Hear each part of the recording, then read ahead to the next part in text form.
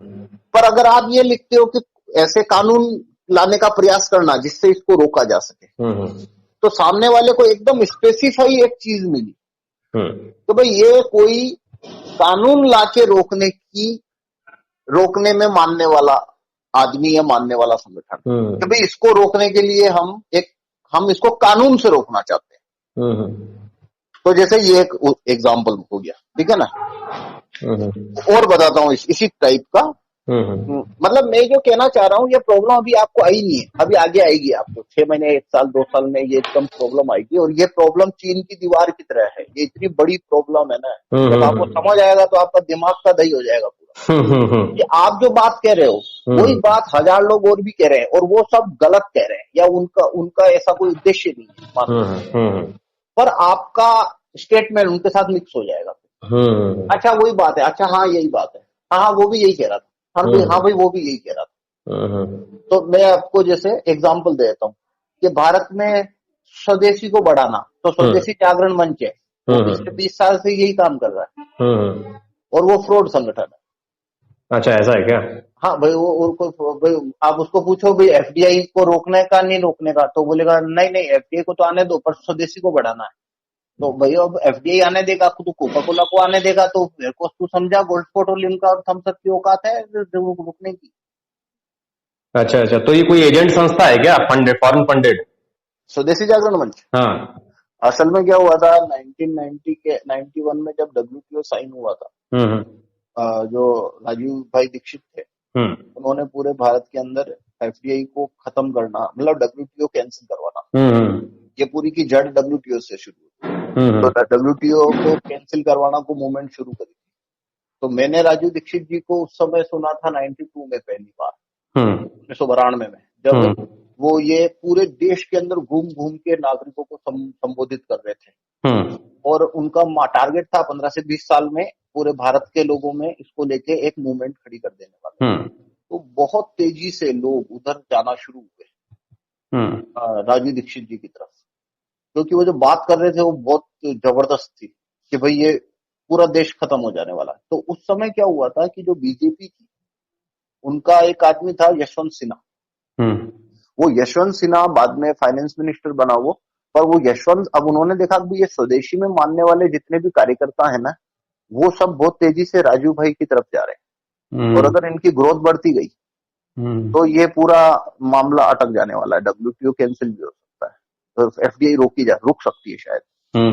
तो उन्होंने क्या किया बाद में, तो बीजेपी ने अपना एक नया संगठन बनाया 1994-95 में, और उसका 97 में, और उसका जो फाउंडर था वो था यशवंत सिन्हा। यशवंत सिन्हा जो था ये था आईएएस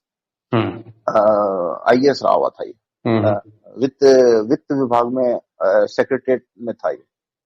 तो बाद में ये पॉलिटिक्स में आया और इसको फंडिंग हुई, और फिर बहुत बड़े पैमाने पे पूरे भारत में मीडिया में कवरेज आने लगा स्वदेशी जागरण मंच, मतलब हम स्वदेशी जागरण कर रहे हैं, स्वदेशी जागरण कर रहे हैं। अब देखो, अब बारीक लाइन जो मैं आपको कहना चाहता हूँ वो यहाँ आएगी। राजू भाई बोल रहे थे WTO कैंसिल करो, मतलब WTO छोड़ दो, वर्ल्ड ट्रेड ऑर्गेनाइजेशन, मतलब WTO एग्रीमेंट से भारत बाहर निकले। उनके हर वाक्य, हर स्पीच यहीं से शुरू होती है, यहीं खत्म कर देते। अब स्वदेशी जागरण मंच आया, इसने बोला स्वदेशी बचाना है, इसके बारे में हमको जागरूकता फैलानी है। तो राजू भाई ने बोला भाई ये WTO का क्या करना है, उन्होंने कहा नहीं देखो उसको साइड में करो, उसके बाद में बात करेंगे, पर अभी हमको स्वदेशी बचाना है, उसके बारे में जागरण कर रहे हैं हम। तो फिर इनको पैसा आने लगा, और इन्होंने बड़े पैमाने पे बहुत सारे स्वदेशी के कार्यकर्ताओं को मीडिया कवरेज की वजह से अपने साथ चिपका लिया। अगर ये स्वदेशी जागरण मंच नहीं आता तो 2004-05 तक राजू भाई इतनी बड़ी मूवमेंट खड़ी कर चुके होते, ये पूरा सर्कस रुक सकता है। तो स्वदेशी जागरण मंच जब आया तो इसने लोगों को चिपका के टाइम पास करना शुरू किया। तो ये क्या करता था, काम की बात को साइड में करना है। काम की बात क्या थी कि विदेशी कंपनी को एफडीआई के थ्रू आने से रोकना है, तो एफडीआई बंद कर, एफडीआई कैंसिल कर। तो वो बोलते थे उस पर बात नहीं करनी, पर उनको स्वदेशी जागरण मंच वाले बोलते थे नहीं स्वदेशी को बचाओ बस। तो भाई स्वदेशी को कैसे बचाऊं मैं, तो लॉकहीड मार्टिन को यहाँ ला रहा है, तो मतलब क्या बकवास है कि स्वदेशी को बचाऊंगा। 1 मिनट रुकिए। हाँ मम्मी। मैं खुद 4 साल तक मैं खुद मामू बन गया इनसे। मैं राजू भाई मैं 92 से राजू भाई को सुना था क्या, 98 99 आते आते ये काफी मूवमेंट आगे बढ़ गई। बाद में 2000 में मैं स्वदेशी जागरण मंच के बारे के संपर्क में आ गया। तो मैं बीजेपी से भी जुड़ा हुआ था उस समय। तो मैंने लेके मैं स्वदेशी जागरण मंच में भी जुड़ गया। 3-4 साल तक मैं भी वहां के जागरण कर रहे हैं। फिर मेरे को काफी बाद में मतलब 2006-07 में समझ आया एकदम। मैंने कहा यार ये तो मामू बना रहे थे साले, क्योंकि हुआ क्या था, बाद में वाजपेयी सरकार आई तो ये यशवंत सिन्हा को ही वित्त मंत्री बनाया उन्होंने। तो फिर मैंने क्या सोचा कि तो खुद ही ये तो एकदम रोक देगा। तो साला इसने सारी जगह एफडीआई बढ़ा दी इसने। और फिर भी उनकी स्पीचेस और सम्मेलन होते रहते थे स्वदेशी जागरण। मतलब मुझे समझ आने में 5 साल 6 साल लग गए कि यार ये भी स्वदेशी ये भी स्वदेशी ये कैसे है। तो फिर मेरे को समझ आया कि यार ये तो क्या है, मामू बना रहा है। अब कौन से ईयर की बात कर रहे हो आप, जब यशवंत सिन्हा को वित्त मंत्री बनाया तो उसने एफडीआई बढ़ा दी? 99 2000 2001। तो तब तो राजीव दीक्षित जिंदा थे, तो वो तो अपना तो वो बोलते थे ना, वो बोल रहे थे ना भाई WTO कैंसिल कर, एफडीआई रोक। हाँ। वो ये कर रहे थे। हाँ। और यशवंत स्वदेशी जागरण मंच कह रहा था। मतलब हुआ क्या, 2 कॉम्पिटिटिव हो गए थे मार्केट में। राजीव दीक्षित जी बोलते थे स्वदेशी बढ़ाओ स्वदेशी बचाओ, और WTO कैंसिल करो, एफडीआई रोको। और स्वदेशी जागरण मंच बोलता था, ये बात वो बोलता नहीं था कि एफडीआई रोको, वो बोलता था स्वदेशी बढ़ाओ स्वदेशी बचाओ। तो एक लाइन अलग थी बस कि एफडीआई रोको, और स्वदेशी जागरण मंच ये नहीं बोलता था एफडीआई रोको। तो उससे क्या हुआ, ये जो बारीक बात है ना, ये कार्यकर्ता समझ नहीं पाते थे। तो उनको क्या लगता था ये दोनों ही नेशनलिस्ट हैं, दोनों ही नेशनलिस्ट आदमी है यार। और असल में ये कंपटीटर थे। पर ये बात साबित नहीं हो सकती कि ये कंपटीटर है, एक बेवकूफ बना रहा है और एक सही काज पे काम कर रहा है। तो ऐसे करके ये हो गया, ठीक है। उसके बाद में वो एफडीआई आ गई तो मैं तो कंफ्यूज हो गया 2004-05 आते आते कि यार, तो मैं यही सोचता था यार कोई होगा वजह। तब तक ये खेल नहीं समझा था कानूनों का कि भाई बात करना और कानून छापना उसमें पूरा खेल होता है। 2008-09 आते आते मेरे को समझ आ गया था कि ये तो सारे फ्रॉड है, साले बेवकूफ बढ़ा दिया। बाद में फिर मैंने, तो जैसे ये एक एग्जाम्पल हुआ। फिर इसी तरीके से अच्छा, फिर राजीव दीक्षित जी की हत्या कर दी थी उन्होंने 2010 में। क्योंकि अब देखो यहाँ पे अब वापस वही चीज आएगी। तो अब देखो अब क्या होता है, राजीव दीक्षित जी ने बाद में रामदेव जी को ज्वाइन कर लिया था। तो रामदेव जी ने ये बहुत अच्छा काम किया, उन्होंने राजीव दीक्षित जी के साथ काम किया कम से कम 7-8 साल का।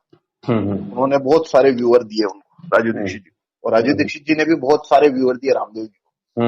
और ये अब एक अच्छी गति से बढ़ रहे थे दोनों। और दोनों की कुछ वो था। अच्छा, इनके काज भी साफ थे कि भाई हमको एफडीआई रोकना है और WTO कैंसिल करना है, ठीक है ना। ये साफ थे, काला धन और ये वो सब। तो बाद में जब उन्होंने देखा भाई ये बढ़ता जा रहा है, तो 2010 में जब वो ये पॉलिटिकल मूवमेंट की तरफ आ गए कि अब हम उम्मीदवार उतारेंगे, रामदेव और राजीव दीक्षित जी, और उन्होंने राइट टू रिकॉल और ये सब चीजों को लेके, काला धन, एफडीआई रोकना, व्यवस्था परिवर्तन की मूवमेंट शुरू करी। तो उन्होंने फिर राजीव दीक्षित जी की तो करवा दी हत्या। और अब मैं जो बोल रहा हूँ वो मेरा कंक्लूजन है, ठीक है ना। अब जो बोल रहा हूँ, जो हत्या करवा दी, यहाँ तक तो सब वो फैक्ट है सब कुछ। बाद में उन्होंने क्या किया, रामदेव को धमकाया कि राजीव दीक्षित जी की हत्या का आरोप तेरे पे डाल के तेरे को जेल में डाल देंगे। तो रामदेव हो गया चित। तो फिर उसको बोलना पड़ा कि हाँ ये तो हत्या नहीं है और ये तो स्वाभाविक। हाँ, मतलब उनको पहले से ऐसी बीमारियां थी, ऐसा उसने स्टेटमेंट दिया। हाँ, अगर वो नहीं देता ना तो ये रामदेव को ही अंदर डालने वाले थे वो। पूरी उन्होंने व्यवस्था इस टाइप की बना रखी थी कि इसको आरोपी बना के अंदर डाल दो। और रामदेव ने कत्ल किया या नहीं किया ये पता करने में 20 साल लगने वाले हैं। 20 साल तक ये अंदर रहेगा। तो मतलब अब यहाँ पे मेरा वो पॉइंट आता है जो मैं हर बात में बोलता हूँ कि कुछ भी करोगे ना तुम भारत में, मतलब भारत में तुमको कुछ भी करना हो, कितना ही बड़ा फ्रॉड करना हो, जज जब तक तुम्हारे पंजे में नहीं है तब तक कुछ होने वाला नहीं है। मतलब जैसे सरकार क्या कर सकती है कि पुलिस रामदेव को अरेस्ट करके डालेगी, पर जज जो होगा वो अगर दोषी या निर्दोष बोल देगा तो खेल खत्म हो जाएगा। तो जज का रोल क्या आता है कि जज फैसला दिए बिना रामदेव को 20 साल अंदर रख सकता है। तो आरोप बना ही नहीं पाओगे कभी आप कि भाई इसने तो कत्ल नहीं किया, तो हमने कब बोल रहे किया है। ट्रायल चल रहा है। तो ये सबसे इंटेलिजेंट तरीका होता है। जैसे मैं एग्जांपल दूं, 2012 में आसाराम जी को अरेस्ट किया था, तो 2020 चल रहा है, 8 साल हो गए ना। तो अब मुझे बताओ, आसाराम जी दोषी या निर्दोष, पता ही नहीं है। तो वो दोषी क्यों नहीं दे सकते उसको, क्योंकि उतने पर्याप्त एविडेंस ही नहीं है। लेकिन पेड मीडिया उसको दोषी बना देता है सोसाइटी में। हाँ, वो मीडिया ट्रायल कर देते हैं, पर अदालत ने क्या किया, अदालत ने किया, देख भाई हमको तेरे को जेल में डालना है, तो जजों के पास एक एक्स्ट्रा खतरनाक पावर क्या है कि आप दोषी हो या नहीं हो, उससे कोई फर्क ही नहीं पड़ता है। जज को तुमको अंदर डालना है ना, तो खत्म, वो डाल देगा 20 साल के लिए। तो क्या कर लोगे। तो अब जैसे लालू यादव है, उस पर चार्ज फ्रेम हुए थे 1994 में। वो चारा खा गया था खूब सारा, अरबों रुपए का। तो लालू यादव पे भी चार्ज फ्रेम हुए, बाद में उसको बेल दे दी, और वो 15 साल मुख्यमंत्री बना रहा बिहार का। तो जजों ने बोला तू पैसा देता रहे जितना लूट रहा है, और हमको देता रहे, तू बाहर रहे आराम से, ट्रायल चलता रहेगा। पर आसाराम जी के मामले पे जजों को ऑर्डर थे भाई इसको बाहर ही नहीं रखना, पैसा हम दे रहे। तो बस उसको अब लालू यादव पे फैसला आया 2018 में। पर क्वेश्चन है, 22 साल तक जजों ने बोला तू मुख्यमंत्री बन जा। और आसाराम जी पे फैसला आज तक आया नहीं। और उसको क्या बोला कि भाई तू तेरा ट्रायल चलेगा जब तक तेरे को जेल है। अब आदमी क्या बेवकूफी की सीमा देखो, लोग बहस क्या करते हैं कि भाई ये दोषी है निर्दोष है। अरे भाई कौन सा दोषी निर्दोष, सजा हो गई रे भाई, 2012 में जज ने 8 साल तो सजा दे चुका उसको। वो दोषी निर्दोष का क्या उखाड़ लोगे अब तुम। तो उस समय क्या हुआ कि रामदेव को धमकाया इन्होंने कि भाई देख तू मान जा या तो, और या फिर तेरे को उठा के अंदर डाल दे। तो फिर रामदेव ने इस टाइप की बयानबाजी करना शुरू किया कि भाई देखो ये तो स्वाभाविक मर गए साहब। और बाद में फिर रामदेव को बोला हाँ भाई अब तेरे को क्या करना है। तो बाद में फिर ये पतंजलि जो है इस नाम से ट्रस्ट बना के, और फिर ये कंपनी शुरू हुई। अब ये पतंजलि में जितनी भी, अब पतंजलि के अंदर जितनी मशीनरी, ये वो जितना भी आता है ना रॉ मटेरियल, ये सब विदेशी कंपनियों का आता है। और अभी तक ये पता नहीं है कि ये पतंजलि ट्रस्ट में जो होल्डिंग है ना वो किसकी है। इसको तो चेहरा बना के रखा है रामदेव को, ठीक है। तो अब रामदेव ने फिर से अपना सिर उठाया था 2012 के आसपास। 2012 के आसपास इसने सिर उठाया वापस कि भाई हमें उम्मीदवार उतारूंगा। तो बाद में फिर इसको इसके ऊपर कुछ 80-90 केस डाल दिए थे रामदेव के ऊपर। तो बाद में इसको मोदी की शरण में जाना पड़ा कि भाई ठीक है मेरे को बचाओ कांग्रेस से, ये मेरे को अंदर डाल। तो बाद में फिर मोदी ने इसको बचा लिया। तो अब पर मेरा क्वेश्चन क्या है, अब आप देखो 2011 से और 2020 आ गया, 10 साल से रामदेव क्या कर रहा है। तो वो बोल रहा है मैं स्वदेशी बढ़ा रहा हूँ। तो वो उसका स्वदेशी बढ़ाने का तरीका क्या है, उसका तरीका है कि एक कंपनी खोलो और पैसा कमाओ। ये स्वदेशी बढ़ गया। भाई ये जो लाखों कंपनियां हैं भारत की स्वदेशी, उनका क्या करना है, वो उससे क्या मतलब है, मेरा स्वदेशी बढ़ा दिया ना मैंने। तो ये वो वाली बात है। तो वो भी स्वदेशी पे ही काम कर रहा है, पर उसका फार्मूला क्या है कि मैं खुद एक कंपनी खोल दूंगा और वो बोलूंगा ये मेरी स्वदेशी है, मेरा माल खरीदो। तो ऐसे करके ये जो स्वदेशी बढ़ाने को लेके जैसे मैंने बताया, तो अब आप वो हेडर देखोगे तो सबके स्टेटमेंट सेम होते हैं, स्वदेशी बढ़ाओ स्वदेशी बढ़ाओ स्वदेशी बढ़ाओ। पर गेम क्या है कि गेम है कि तुम एफडीआई रोकने का कानून छाप सकते हो क्या, ये असली गेम है। तो जैसे हम हैं, तो हमारे बारे में भी जो हम काम कर रहे हैं आज, तो 90% लोग हम में स्वदेशी जागरण मंच में रामदेव में अंतर नहीं समझ पाते हैं, 90% नहीं समझ पाते। बहुत कम आदमी ये समझ पाते हैं कि भाई देखो भाई हमारे स्वदेशी को बढ़ाने का जो रास्ता है ना वो कानून है, तो हम ये कानून छपाना चाहते हैं। तो हमारा कौन सा ड्राफ्ट है जो एफडीआई हमारा, हाँ हम वही है ना, वही। अच्छा अच्छा अच्छा, हाँ ठीक है। उसका वो कानून ही इसके लिए है कि भाई ये कानून वही क्या, wholly owned by Indian companies, कि भाई ये कुछ 14 सेक्टर है। इस 14 सेक्टर के अंदर विदेशी कंपनी काम ही नहीं कर सकती, 0%, बात खत्म। राइट राइट राइट, ठीक है बिल्कुल सही। तो हमारा जो मूवमेंट है ना वो 3 पेज के अंदर है। कोई भी आदमी बोले स्वदेशी तो हम बोलते हैं ये 3 पेज है मेरे पास, ये 3 पेज गेजेट में आएंगे, सारी विदेशी कंपनियों का धंधा खत्म हो गया, बात खत्म हो गई। ठीक है ठीक है। अब पर रामदेव का क्या है, उसके पास ये 3 पेज नहीं है, वो क्या बोलता है, मेरे को स्वदेशी बढ़ानी है। आप पूछो कैसे बढ़ानी है, भाई पतंजलि का सामान खरीद। तो अब उसके फार्मूले से फाइटर प्लेन का क्या करना, क्योंकि वो तो फाइटर प्लेन बना नहीं रहा रामदेव, तो टैंकों का क्या करना, मोबाइलों का क्या करना। तो उसका भी जवाब वो यही दे देगा, ठीक है मैं मोबाइल भी बना दूंगा। तो वैसे तो नहीं चलेगा ना स्वदेशी। और स्वदेशी जागरण मंच का क्या है कि नहीं, बस स्वदेशी बढ़ाओ और इसको बचाओ। वही कैसे, भाई ज्यादा से ज्यादा हमारी मीटिंगों में आओ और हमको सुनो और लोगों को बोलो स्वदेशी वस्तुएं खरीदो। उसका जो टारगेट चलता है ना, वो चलता है स्वदेशी वस्तु खरीदो और विदेशी का बहिष्कार। मतलब वही गांधी वाली टेक्निक, ठीक है ना। तो स्वदेशी वस्तु खरीदो और उसका बहिष्कार करो। तो स्वदेशी वस्तु खरीदो वो क्यों बकवास है, क्योंकि स्वदेशी वस्तु कमतर है, महंगी है। तो फिर कैसे लोगे आप, नहीं ले सकते ना। हाँ, तो जैसे खादी वगैरह होता है जो, जैसे भाई मैं कह रहा हूँ, वो बोलते हैं स्वदेशी वस्तुएं खरीदो, तो ठीक है मेरे को मोबाइल लेना है और कंप्यूटर लेना है, बता फटाफट कौन सा खरीदना है, फटाफट बता। तो फिर वो कहे नहीं, तो फिर वो मेरे को कहे यार स्वदेशी खरीदो, ठीक है बुलेट ट्रेन कहाँ से भारत को लेनी चाहिए, भारत में कौन सी फैक्ट्री बना रही है बता मेरे को।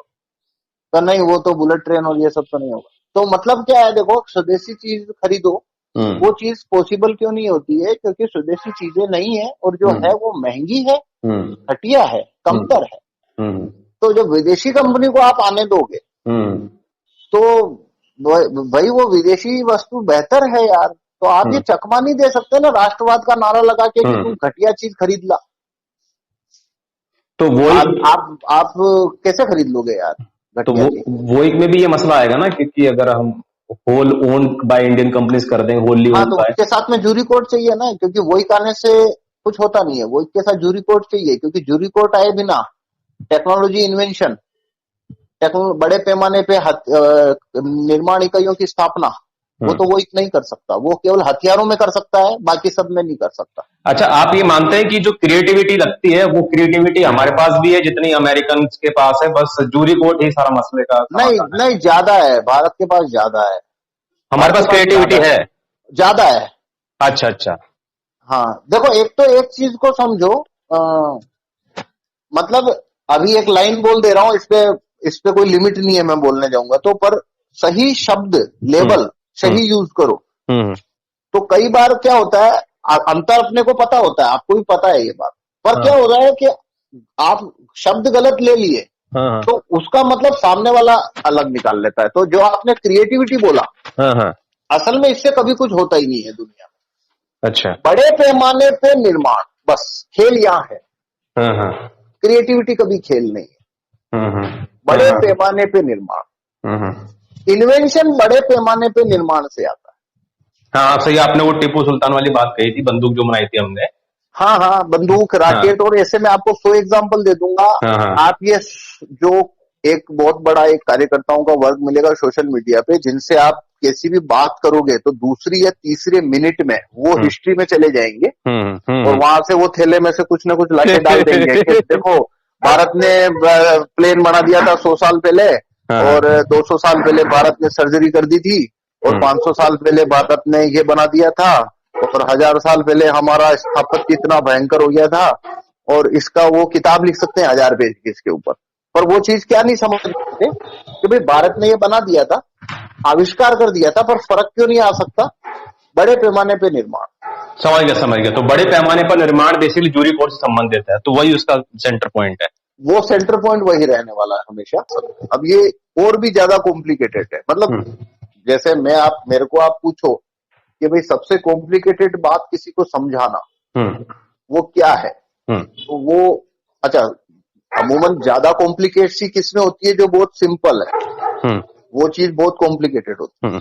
तो मैं आपको बोलूंगा कोई जूरी सिस्टम, मेरी अदालत आने से कंट्री में तकनीकी विकास बहुत भयंकर ढंग से होता है, इतना भयंकर होगा शूट अप हो जाता है।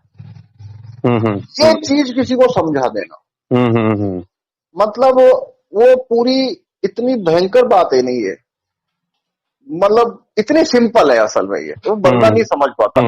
बिल्कुल तो सही एक ये चीज है। और इसी में अगला स्तर आता है फिर कि इसी चीज के अंदर कि जो इन्वेंशन आता है वो जूरी कोर्ट से आता है असल में।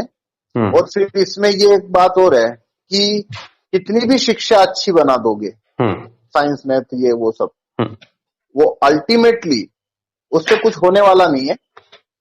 जूरी कोर्ट से ही असली स्किल लोगों में आएगी हमेशा। अगर किसी देश में आपने बहुत इंटेलिजेंट साइंस मैथ दे दी और जूरी सिस्टम वीक कर दो या जज सिस्टम डाल दो, खत्म है, कंट्री तबाह है। तो इसमें ये है, तो सेंटर पॉइंट वही रहेगा कि वही कानून आने से नहीं होगा, साथ में जूरी कोर्ट लाना पड़ेगा। तो हमने ये जो रामदेव हुआ, तो वो क्या बोलता, वो उसका जो स्वदेशी का तरीका है ना, उसमें कानून नहीं आ रहा है। स्वदेशी जागरण मंच है, उसके रास्ते में कानून नहीं आ रहा। तो इनके बहुत सारे कार्यकर्ता हैं भारत भर में। वो कार्यकर्ता जब आपकी बात को पढ़ते हैं ना, तो वो बात वो 20 साल से लोगों को बोल रहा है और खुद भी सुन रहा है। तो वो देखता है कि अच्छा भाई आपका भी कुछ इसी टाइप का कोई कंसेप्ट है यार। ठीक है, समझ गया। इसलिए ये अपना जो मेन पॉइंट है ना, उसको स्पेसिफाई कर दो हमेशा कि भाई इस बात को कहने वाले लोगों में और आप में एक फर्क क्या आ रहा है, और उसको या तो बोल्ड कर दो या अंडरलाइन मार दो। जैसे आप अपना जो पेम्पलेट देखोगे, उसमें कहीं कहीं आपको बोल्डिंग या अंडरलाइन मिलेगी हमेशा कि भाई अंडरलाइन मतलब इस पे ध्यान दो भाई, हमारा मेन, हम यहाँ पे स्वदेशी वालों से अलग है।